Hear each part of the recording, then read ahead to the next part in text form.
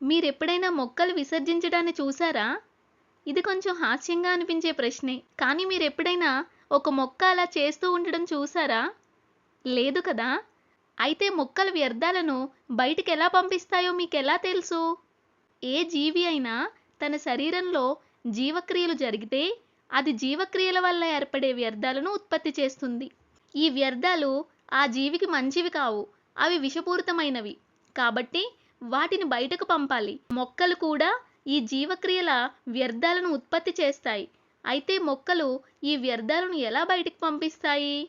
ముందుగా సులభమైన వాయు రూపంలో వ్యర్థాల గురించి చూద్దాం. కిరణజన్య సంయోగక్రియ ప్రక్రియలో ఆక్సిజన్ ఉప ఉత్పత్తిగా తయారవుతుంది. అలానే కణ శ్వాసక్రియలో కార్బన్ డయాక్సైడ్ ఉప ఉత్పత్తిగా తయారవుతుంది. ఈ వాయు రూపంలోని వ్యర్థాలు ఎలా బయటికి వెళ్తాయి? అది స్టొమాటా వల్ల జరుగుతుంది. స్టొమాటా అనేది మొక్కల ఆకులపై ఉండే చిన్న రంధ్రాలు. ఈ రంధ్రాల ద్వారా ఆక్సిజన్ అనేది బయటకు పంపించబడుతుంది మరియు కార్బన్ డయాక్సైడ్ లోపలికి తీసుకోబడుతుంది. మీరింతకు ముందు వాయు మార్పిడి విధానాల గురించి చూసినట్లయితే ఇది అదే ప్రక్రియ అని గుర్తు చేసుకోండి. ఏ జీవులు శ్వాస తీసుకుంటాయో లేదా వాయు మార్పిడి చేస్తాయో మొక్కలు వాయు మార్పిడి చేసే నిర్మాణం స్టొమాటానే. అదే నిర్మాణం ద్వారా మొక్కలు తమ వాయు రూపంలో వ్యర్థాలను కూడా బయటికి పంపిస్తాయి.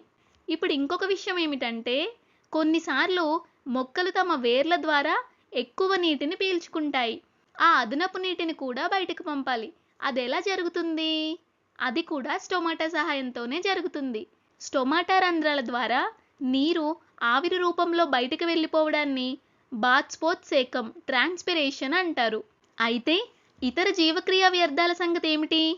మొక్కలు ప్రోటీన్లు లేదా ఇతర పదార్థాలను విభజించినప్పుడు మరిన్ని జీవక్రియ వ్యర్థాలు ఉత్పత్తి అవుతాయి.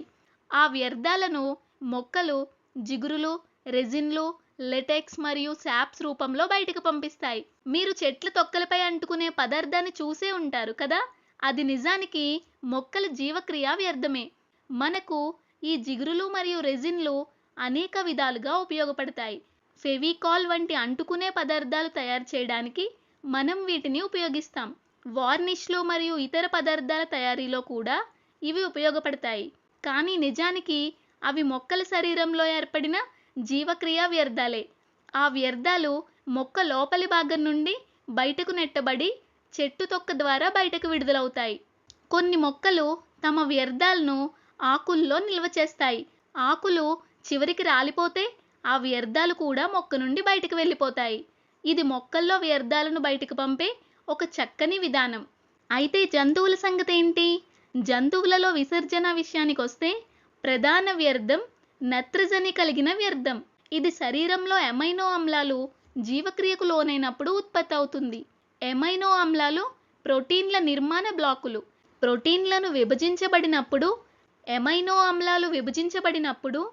ఎమైనో ఆమ్లాల్లో ఉన్న నత్రజని కలిగిన వ్యర్థాలుగా మారుతుంది. ఈ నత్రజని వ్యర్థాలనే జంతువులు శరీరం నుండి బయటకు పంపాలి. వేర్వేరు జంతువులు వేర్వేరు రకాల నత్రజని వ్యర్థాలను బయటకు పంపుతాయి. నత్రజని కలిగిన వ్యర్థాల విషయానికి వస్తే కొన్ని జంతువులు నత్రజని వ్యర్థాలను అమోనియా రూపంలో బయటకు పంపిస్తాయి. ఇంకొన్ని యూరియా రూపంలో బయటకు పంపిస్తాయి. మరికొన్ని యూరిక్ ఆమ్లం రూపంలో బయటకు పంపిస్తాయి. అమోనియా రూపంలో వ్యర్థాలను బయటకు పంపే జంతువులను అమోనోటెలిక్ జీవులు అంటారు. అమోనియా నీటిలో చాలా సులభంగా కరిగే పదార్థం, అంటే అధికంగా నీటిలో కరిగేది. యూరియా రూపంలో వ్యర్థాలను బయటకు పంపే జంతువులను యూరియోటెలిక్ జీవులు అంటారు. యూరియా అమోనియాతో పోలిస్తే తక్కువగా నీటిలో కరుగుతుంది. ఈ 3 రకాల నైట్రోజన్ వ్యర్థాలలో అత్యల్పంగా నీటిలో కరిగేది యూరిక్ ఆమ్లం. యూరిక్ ఆమ్లం రూపంలో వ్యర్థాలను బయటకు పంపే జంతువులను యూరికోటెలిక్ జీవులు అంటారు. ఇప్పుడు ఈ 3 రకాల జీవులు అమోనోటెలిక్, యూరియోటెలిక్ మరియు యూరికోటెలిక్. మొదటిగా మనం అమోనోటెలిక్ జీవులతో ప్రారంభిద్దాం. మనకి తెలుసు అమోనియా అనేది నీటిలో చాలా సులభంగా కరుగుతుంది. అమోనోటెలిక్ జీవులు ఎక్కువగా సముద్ర జీవులు. కాబట్టి ఇవి తమ శరీరం నుండి అమోనియాను బయటకు పంపితే సరిపోతుంది. అది వెంటనే చుట్టూ ఉన్న నీటిలో కరిగిపోతుంది. అమోనోటెలిక్ జీవులలో స్పాంజులు కూడా ఉంటాయి. స్పాంజ్ల శరీరంలో చిన్న చిన్న రంధ్రాలు ఉంటాయి. వీటి ద్వారా ఇవి శ్వాస తీసుకుంటాయి. అలాగే ఈ రంధ్రాలు అమోనియాను బయటకు పంపడానికి కూడా ఉపయోగపడతాయి. శరీరంలో ఉత్పత్తైన అమోనియా నీటితో కలిసిపోతుంది. చేపలకు మూత్రపిండాలు ఉంటాయి. ఇవి రక్తం నుంచి అమోనియాను వేరు చేస్తాయి. కానీ చివరికి అమోనియా మొప్పల ద్వారా బయటకు వెళ్తుంది. మొప్పలు అనేవి చేపలు వాయు మార్పిడి చేసే నిర్మాణాలు. అలాగే మొప్పల ద్వారా అమోనియా కూడా బయటకు వెళ్తుంది. చేపల మూత్రపిండాలు మన మూత్రపిండాల్లా క్లిష్టంగా ఉండవు. అవి కొంచెం సులభమైన నిర్మాణాన్ని కలిగి ఉంటాయి. అయినా కూడా అమోనియాను రక్తం నుంచి ఫిల్టర్ చేయడం మూత్రపిండంలోనే జరుగుతుంది. చివరికి అది మొప్పల ద్వారా బయటకు విడుదలవుతుంది. మీరు ఈ విచిత్రంగా కనిపించే జీవుల ఫోటోలు చూసుండవచ్చు. వీటిని బల్లపరుపు పురుగులు లేదా ఫ్లాట్ వామ్స్ అని అంటారు. ఇవి కూడా అమోనోటెలిక్ జీవులే. వీటిలో అమోనియాను బయటకు పంపడానికి ప్రత్యేక నిర్మాణాలు ఉంటాయి. వాటిని జ్వాల కణాలు, ఫ్లేమ్ సెల్స్ అని అంటారు. ఈ జ్వాల కణాల్లో అమోనియా సేకరించబడుతుంది. ఈ అమోనియా నాళకణం అనే నిర్మాణం ద్వారా బయటకు వెళ్తుంది. కాబట్టి అమోనోటెలిక్ జీవుల ఉదాహరణలు స్పాంజ్లు, చేపలు మరియు బల్లపరుపు పురుగులు లేదా ఫ్లాట్ వామ్స్. ఇప్పుడు యూరియోటెలిక్ జీవుల గురించి చూద్దాం. యూరియోటెలిక్ జీవులు అమోనియాను యూరియాగా మారుస్తాయి. యూరియా అమోనియాతో పోలిస్తే తక్కువగా నీటిలో కరుగుతుంది. యూరియోటెలిక్ జీవులకు కొన్ని ఉదాహరణలు వానపాములు, ఎర్త్ వామ్స్. వానపాములు చాలా సాధారణ జీవులు. ఇవి తమ చర్మం ద్వారా శ్వాస తీసుకుంటాయి. అలాగే వ్యర్థాలను కూడా తమ చర్మం ద్వారా బయటకు పంపుతాయి. వాటి శరీరంలో చిన్న చిన్న గొట్టాలు ఉంటాయి. వాటిని నెఫ్రిడియా అంటారు. ఈ నెఫ్రిడియా యూరియాను శరీరంలో నుంచి తీసుకొని ఉపరితలానికి తీసుకొస్తాయి. ఆ తరువాత అది శరీర ఉపరితలం నుంచి బయటకు విడుదలవుతుంది. పర్యావరణంలోకి బయటకు పంపబడుతుంది. కాబట్టి నెఫ్రిడియా అనేవి చిన్న చిన్న గొట్టాల్లా ఉండి యూరియాను వానపాము ఉపరితలానికి తీసుకొస్తాయి. ఇతర యూరియోటెలిక్ జీవులలో మనుషులు, పిల్లులు వంటి క్షీరదాలు, అలానే కప్పలు వంటి ఉభయచరాలు ఉంటాయి. ఈ జీవులన్నింటికీ మూత్రపిండాలు ఉంటాయి. మూత్రపిండాలు రక్తాన్ని ఫిల్టర్ చేసే నిర్మాణాలు. మూత్రపిండానికి చేరే రక్తంలో యూరియా మరియు ఇతర జీవక్రియ వ్యర్థాలు ఉంటాయి. మూత్రపిండాల్లో నెఫ్రాన్స్ అనే నిర్మాణాలు ఉంటాయి. నెఫ్రాన్స్ అనేవి కిడ్నీల యొక్క క్రియాత్మక యూనిట్లు. కానీ ముఖ్యంగా ఈ నెఫ్రాన్స్ రక్తం నుండి యూరియాను ఫిల్టర్ చేస్తాయి.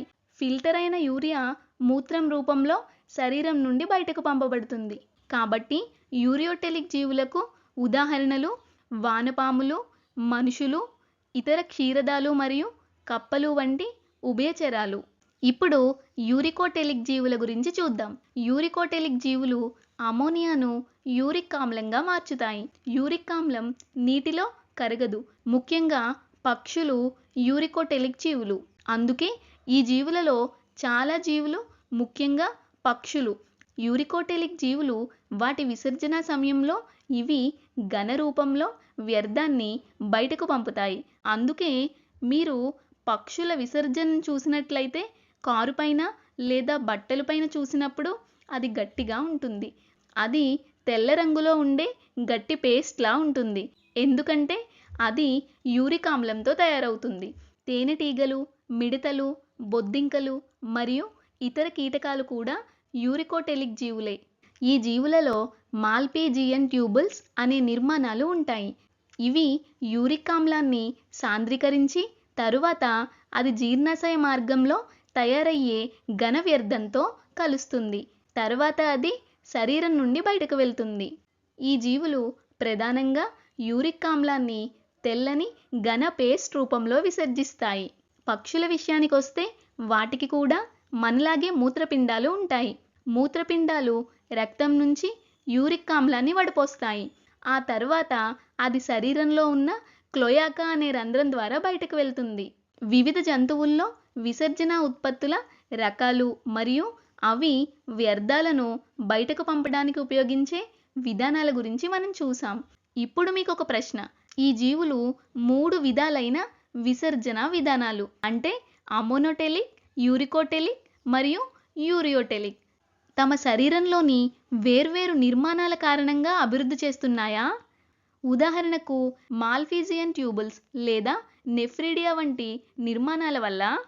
లేక ఇంకో విధంగా ఆలోచిస్తే ఈ నిర్మాణాలే ఈ జీవుల్లో ఉత్పత్తి అయ్యే వివిధ వ్యర్థాల కారణంగా అభివృద్ధయ్యాయా? అంటే అమోనియా, యూరిక్ ఆమ్లం, యూరియా వంటి వ్యర్థాల కారణంగా ఈ నిర్మాణాలు ఏర్పడ్డాయా? దీనిపై ఆలోచించండి.